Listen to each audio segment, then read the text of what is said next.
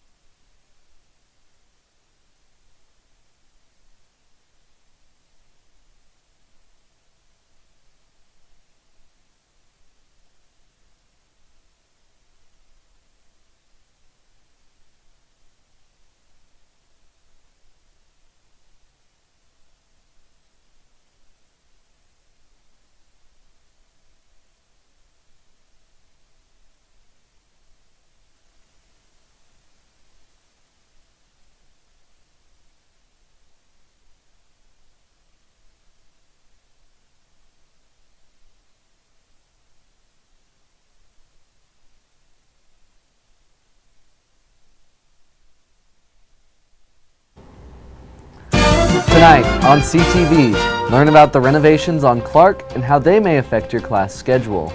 Then find out about how you could start your semester right with some start of school tips.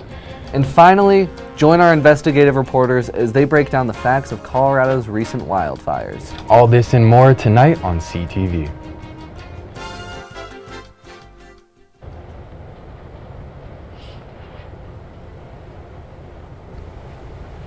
Good evening, Rams. I'm Adam Carlson. And I'm Michael Rosales. A new drug that is being tested on Colorado State University's campus may help improve memory in older adults and help treat Alzheimer's. The Department of Health and Exercise Science has been testing the new drug and have seen memory improvements in mice. The drug is supposed to move to human clinical trials sometime next year. In other news, the Fort Collins Police Department has started using AI to write crime reports. Since the pilot program was launched in April, nearly 300 reports have been made using the help of AI. Currently, around 70 officers are using the new program in Fort Collins. They found it helps to reduce time in writing reports by 66%. Fort Collins City Council recently voted to end the retail sale of cats and dogs, and added a ban on any sales in public places. This vote came after animal activists had been lobbying City Council for about a year, arguing that there's a puppy mill to pet store pipeline. Pet City, a retail store being affected by the pet sales ban, says they are very selective with their breeders and where they get their pets. The final vote on the issue is set for September 3rd. Now we're going live to Payton Barill, here to give you this week's weather rundown. Payton?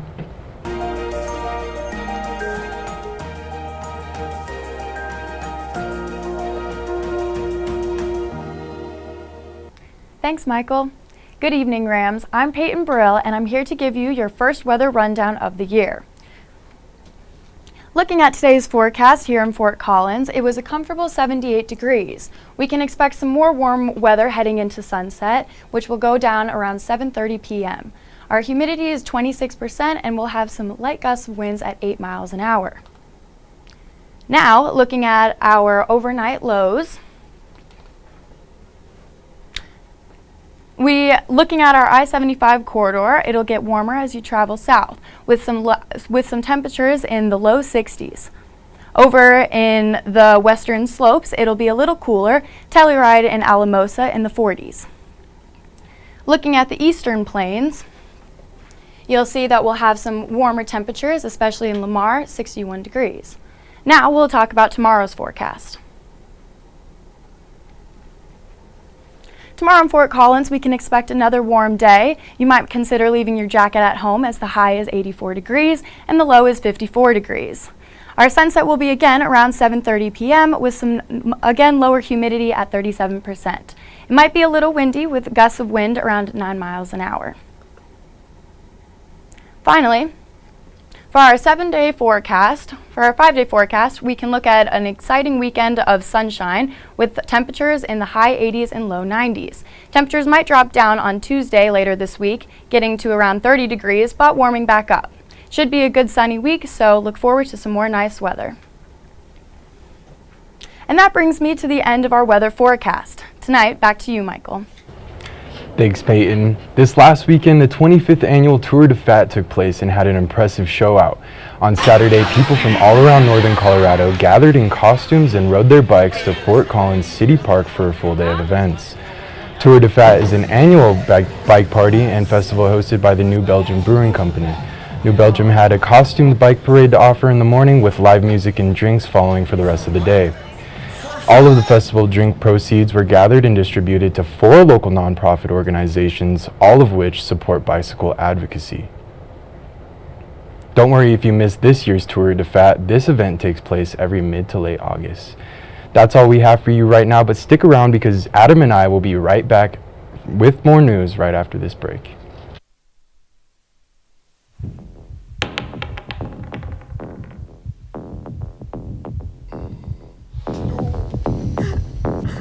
After 2 years? You gotta be kidding me! Okay, no. Robbie. Seriously, do you have anything you can use against the dragon? I can do fireball, that'll do a lot of damage. Yeah, to all of us! Well, We're in a 4-foot group! I'm sorry, what else do you want me to do? Okay. Hold on. All right. Wizard.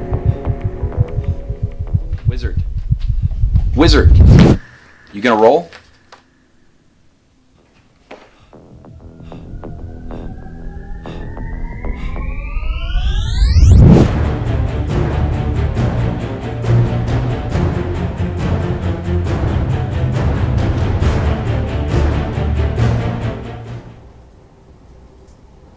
Welcome back from the break, Rams. With classes in full swing this semester, many new students and some returning ones are learning how to navigate campus.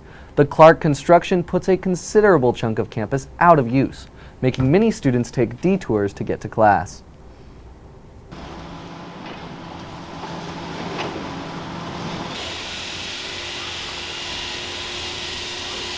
Loud beeps, crashes, and dust fly in the air as students are on their way to class. Clark B is on its way down. Many students are feeling the effects and detours of this work. I basically have to deal with that detour almost every single day, specifically because animal science is kind of caught in the middle of all the construction. I'd say before, considering how close everything is, it would take me like 5 minutes easy. But now I'm like speed walking and it'll take about like 10 minutes, sometimes more, especially because it's the beginning of the year, everyone's on campus and it's just really crowded. I feel like our building's kind of blocked. Like freshmen, I feel might have a harder time finding our building, and especially like new animal science majors, like it's kind of an awkward introduction to everything. I do think that they should like not have as much like, I don't know, construction going on during classes. The Clark renovation last year, it wasn't like, there wasn't as much construction going on, but right now, like it's so loud and I feel like there's dust everywhere. Every time I walk through and it's kind of like, where am I going right now? While the construction can seem to be a nuisance to many, the project will end with a replacement of one of campus's most infamous buildings. This phase of construction is set to last through the remainder of the academic school year, and the completed Clark project is coming the summer of 2027. With the beginning of the year upon us, you should be aware of some of the school changes that will start to be active this fall. Just a reminder to students that we will be seeing a new graduation commencement for seniors this year. Graduation will no longer be divided into separate colleges. Instead, CSU will host their first single all university commencement ceremony. Undergraduate students this fall can also expect a tuition increase to their school billing. In-state students will see their school fees increase by $186 with a 3% tuition increase, while out-of-state students will have a fee increase of $653 and a tuition increase of about 25%. These tuition increases are said to support student financial aid and are not going to affect low-income students. Following that, there is still hope for students to lower their university costs. In May of this year, Governor Jared Polis signed the Colorado Promise Bill. This bill is an expansion on House Bill 24-1340 and will grant students with a family income of $90,000 or less 2 free years of college in the form of a refundable tax credit. There are some more specific qualifications students have to meet. This bill is only provided to in-state students and students who enroll within 2 years of graduating high school. For more details on these requirements, visit the Colorado Department of Education's website. This week, CSU continues their Live at CSU concert series. This event includes 4 consecutive weeks of live music until the 13th of September. You can expect live music on the West Lawn here on campus every Friday. The shows are completely free and are open to everyone. Last week, students got to see Patrick and the LVB, a Las Vegas residency band, and tomorrow, the local Fort Collins rock band, Graham Good and the Painters, will be taking the stage. This is something you will not want to miss out on. And with that, let's throw it over to our MMJ Karma Robbins with some advice for this coming school year. Karma? Thanks, Michael, and good evening, Rams. I'm Karma Robbins. Finally, school is back and so is CTV. This year has kicked off with so many fantastic events and there is so much more to come. With students returning to campus, here is some advice for the school year. Everyone is trying to get their lives back into action for back to school, but everyone is also excited to be back here at CSU. Here's a student and a teacher talking about their favorite parts on campus so far. I think my favorite part is just seeing all the new people. It's exciting to be back in the classroom. My favorite part has been just meeting all of the people and seeing the involvement, like opportunities in the community, and just how many places that like you can go to if you need help with like school or anything like that.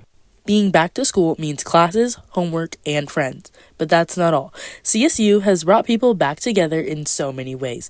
Advice from peers and teachers is here just for you. Just say hi to people. Everyone is super nice, and if you're feeling like you don't know people, there's lots of other people that feel the same way. Yeah, so in terms of not procrastinating, not putting things off, I would say that biggest piece of advice that I can give you is to build strong habits in doing the one thing you don't want to do, or the one thing you're sort of putting off. Do that first. Both people have given me great advice and I will definitely take it into consideration throughout the school year. I am extremely excited to be back to school this year. 2 things I'm most excited about are all of the sports games coming up and meeting new people. Now be sure to stick around because after the break, Zoe Weir is going to tell us what to expect from the upcoming football season, and you don't want to miss it.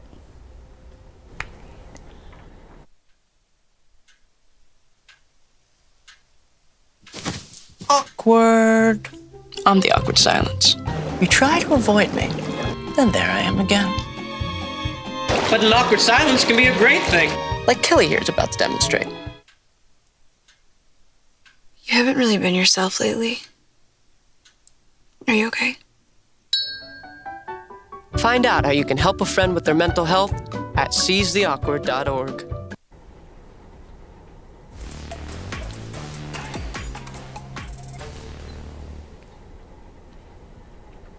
Welcome back to another semester of CTV Sports.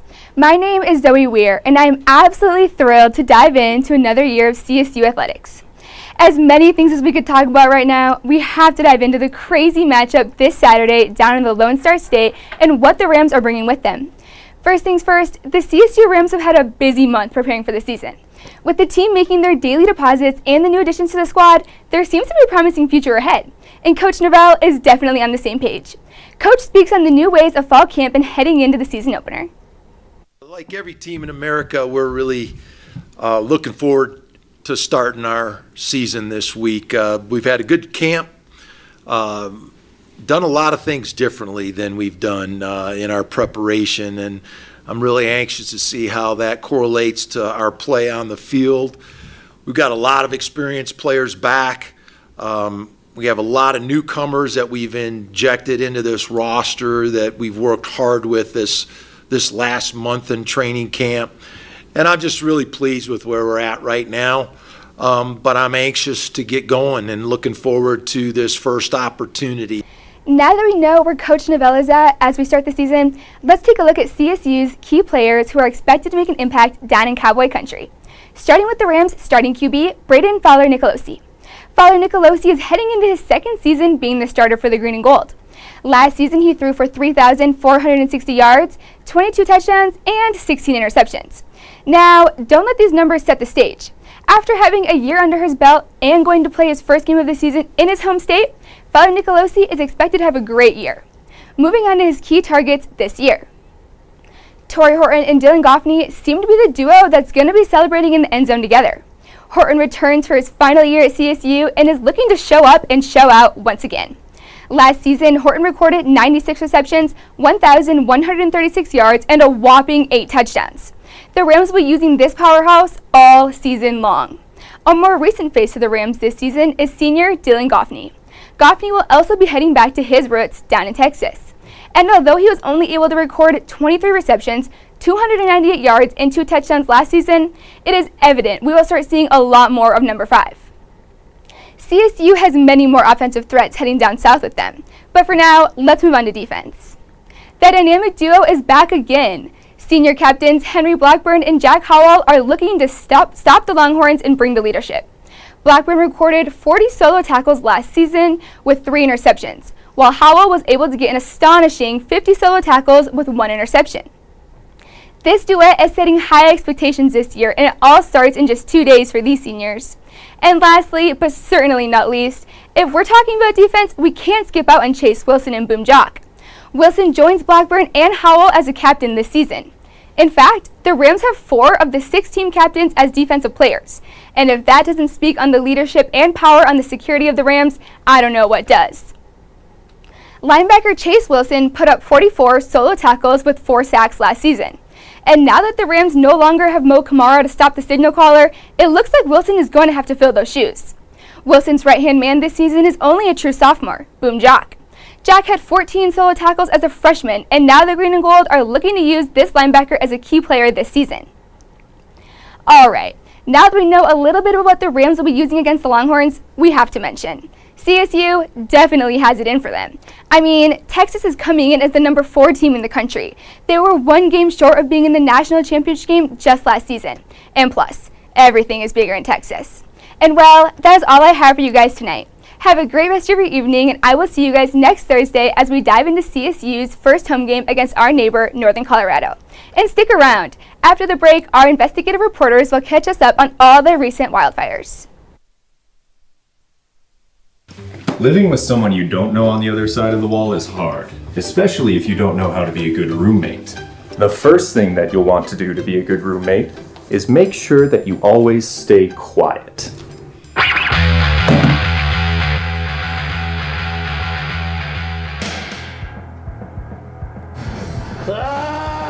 Be considerate of others when using common spaces and appliances. Hey buddy, what you doing? I'm just gonna need like 40 minutes. Be respectful of your roommate's privacy.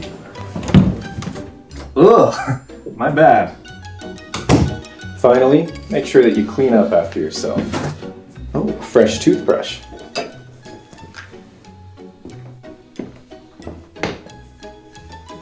Have you seen my toothbrush? Follow these tips to get along with your roommates and your landlord.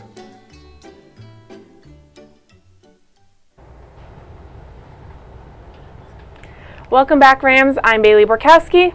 And I'm JJ McKinney. The fires over the summer have affected so many people across the state. One of those people is Patsy Maroney, a volunteer at Vieston's Smith Mountain Park. The fire spread throughout different parts of the park and almost reached the main cabin where Maroney works. Maroney stated, "I've always loved this little park. I would hate to lose this resource. I hope they can protect this thing, and it's scary for me to see how close it got." Although the park was not burnt entirely, the fire definitely left its mark. And the aftermath of the fire will go on to be a valuable tool volunteers such as Maroney will use to teach people about fire safety. This summer saw the Front Range engulfed in flames as fires burned across the state. Fires in Clear Creek Canyon, Boulder County, Montrose County, and many more. One of the most damaging fires that took place over the summer was the Alexander fire outside of Loveland.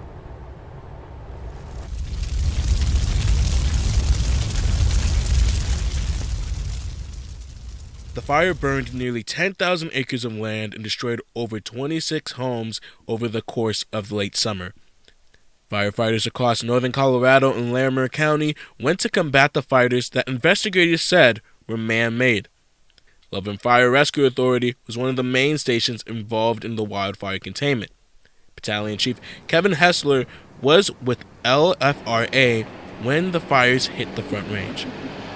We were having a meeting here at Station 1, and we received the call. Units got dispatched to the call out west at Alexander Mountain. And then once we arrived, with all of the information that was coming in, we started utilizing and getting county resources, which then allows us to be able to get aircraft in the air. Overall, they're very long days, generally look at about a 16-hour day. We started at 0600 and generally would get done up at the fire around 8 or 10 o'clock at night. Hessler saw the evacuations firsthand, along with the work he and his fellow fighters had to do under the inferno.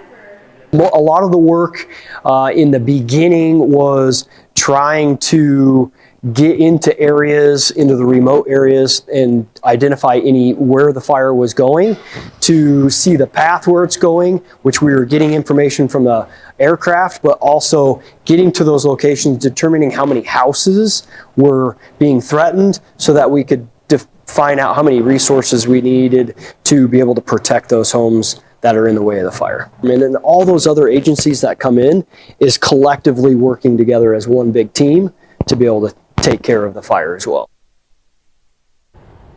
With fire season raging on, fire leaders want to ensure that the community stays safe.